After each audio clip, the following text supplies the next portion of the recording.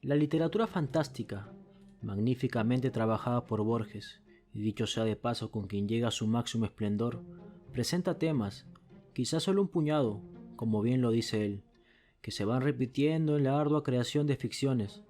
Así, encontramos el hombre que se convierte en animal, el fantasma que irrumpe en el mundo de los vivos, sueños que tienen consecuencias en la realidad. Junto a un largo etcétera, está también la figura del doble, la repetición de una cosa, o más extraño aún, la repetición de una persona, o popularmente conocido como Doppelganger. el doble malvado.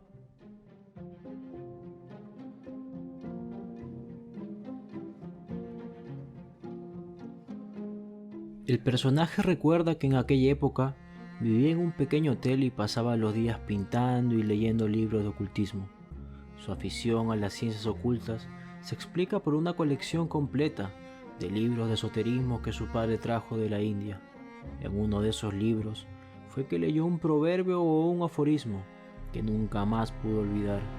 El proverbio rezaba: todos tenemos un doble que vive en las antípodas, pero encontrarlo es muy difícil, porque los dobles tienden siempre a efectuar el movimiento contrario. La frase podría haber pasado con el tiempo inadvertida, pero en él caló hondo, porque siempre le había obsesionado la vida del doble. Al respecto solo había tenido una experiencia. Una vez, en el ómnibus, se sentó frente a un tipo extremadamente parecido a él. Durante un rato permanecieron observándose, hasta que se sintió incómodo y tuvo que bajarse varios paraderos antes de su destino. Este tipo de encuentros no volvió a repetirse, pero el tema de los dobles comenzó a ser de sus especulaciones favoritas. El personaje reflexiona sobre la existencia de los dobles.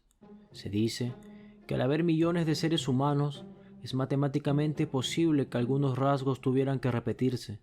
También recuerda a los socias, que vendrían a corroborar su teoría, pues en aquella época estaba de moda que los hombres de estado o artistas contraten a personas parecidas a ellos para hacerles correr los riesgos de la celebridad. Aunque el tema de los socias no lo dejaba satisfecho, debido a que los pocos que había tenido la oportunidad de conocer no compartían la identidad de temperamento, como así lo hacían con los rasgos físicos.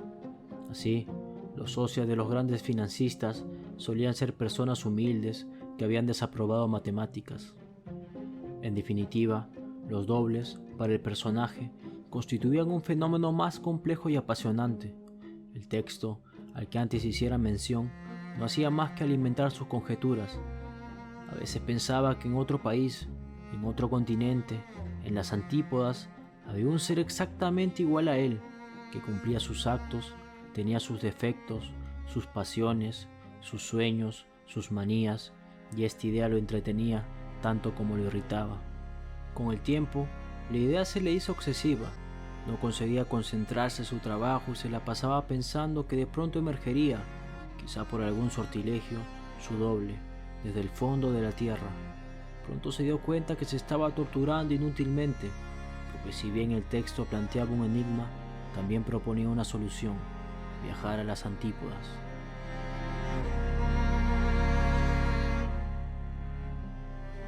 Al comienzo desechó la idea del viaje. En aquella época estaba cargado de trabajo. Había empezado a pintar una Madonna y tenía trabajos pendientes.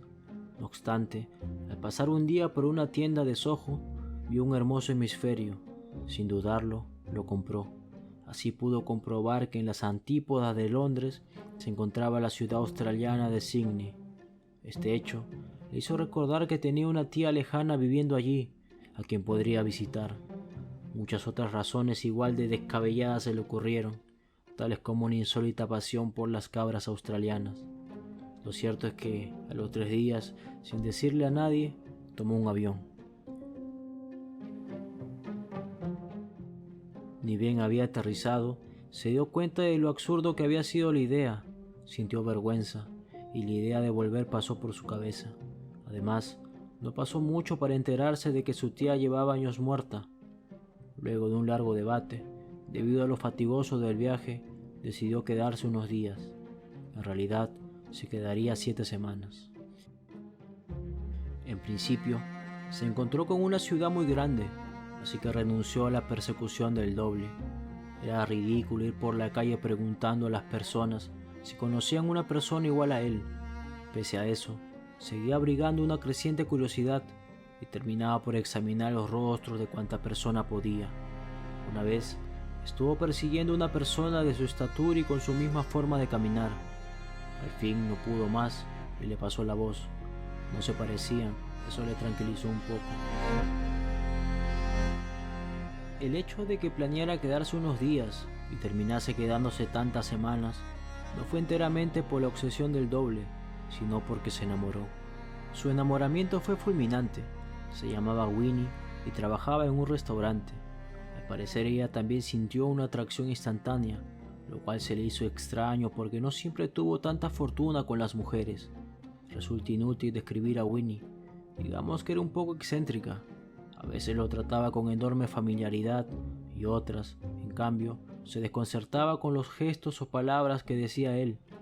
Para mayor comodidad, decidió alquilar una casa de campo, ya amoblada. Él evoca el aroma familiar de la villa. Se sentía como en su propio hogar. Las paredes estaban decoradas con mariposas amarillas, por las cuales cobró una repentina afición. Así pasaron los días, con la compañía de Winnie. Se sentía tan bien que planeó instalarse allí, en forma definitiva, y pintar. Todo se vino abajo cuando ocurrió un incidente. Quizá explicable, pero al que se obstinó en darle una significación exagerada. Fue un sábado, en que Winnie volvió a pasar un fin de semana en la villa. La tarde transcurrió animadamente, con incluso ataques de ternura. Hacia el anochecer, algo en la conducta de Winnie comenzó a inquietarle. Buscó en su rostro alguna respuesta, pero terminó por descubrir que era la familiaridad con la que se desplazaba por la casa el motivo de su intranquilidad. Él había visto dirigirse sin vacilar hacia el conmutador de la luz. ¿Serían celos?, se preguntaba. Al principio fue una especie de cólera sombría. La posibilidad de que hubiera estado con otro hombre no lo lastimaba tanto como que aquello hubiera ocurrido en su propia casa. Presa de la angustia, decidió comprobarlo de una vez por todas. Él recordaba que en el desván había una vieja lámpara de petróleo, así que le dijo que fueran a pasear al jardín. Acto seguido murmuró que no había con qué alumbrar el camino. Winnie se levantó y quedó un momento indecisa. Luego la vio dirigirse hacia el desván. 5 minutos después apareció con una lámpara encendida. La escena siguiente fue tan violenta que le da pena recordarla. La cuestión es que derribó la lámpara precipitándose sobre Winnie. Trató de arrancarle una imaginaria confesión. Torciéndole las muñecas, le preguntó con quién y cuándo había estado en otra ocasión en esa casa. Solo recuerda su rostro pálido y sus ojos desorbitados. No pudo arrancar confesión alguna, pues su turbación le impedía hablar, así que terminó insultándola y ordenándole que se fuera. Durante la noche no hizo más que recriminarse su accionar. Nunca pensó que sería afectado tan fácilmente. Le atribuía ese episodio a su falta de experiencia con las mujeres. Ahora en frío, los actos de Winnie le parecían normales. Es natural que para buscar alguna lámpara, ella se hubiera dirigido al desván. Entonces buscar a Winnie y disculparse le pareció la mejor opción. No estaba en el trabajo y cuando fue a buscarla a su casa, se negó a recibirlo. Insistió tanto hasta que salió su madre y le dijo que Winnie no quería saber nada con locos. Se quedó 3 días más en la casa de campo, reflexionando. Comenzó a darse cuenta que toda esta historia era ridícula. Desde el origen del viaje era disparatado. ¿Un doble? ¡Qué insensatez! ¿Qué hacía él allí, perdido, angustiado, pensando en una mujer excéntrica a la que no amaba, dilapidando el tiempo y coleccionando mariposas amarillas? ¿Cómo podía haber abandonado sus pinceles, su té, su pipa? Todas esas interrogantes se hizo, por lo cual decidió hacer sus maletas y regresar a Londres. Llegó entrada la noche y fue directamente a su hotel. Sintió una enorme alegría al estar nuevamente en casa. Por momentos le parecía que no se había movido de su habitación, pero algo le llamó poderosísimamente la atención. Todo estaba en orden, tal como lo dejara. Sin embargo, comenzó a sentir una viva molestia. Lo sentía en el aire de su cuarto, un rastro a punto de desaparecer. En ese momento tocaron a la puerta.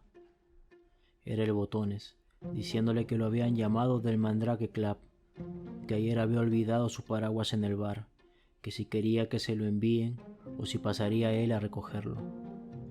Que lo envíen, respondió mecánicamente.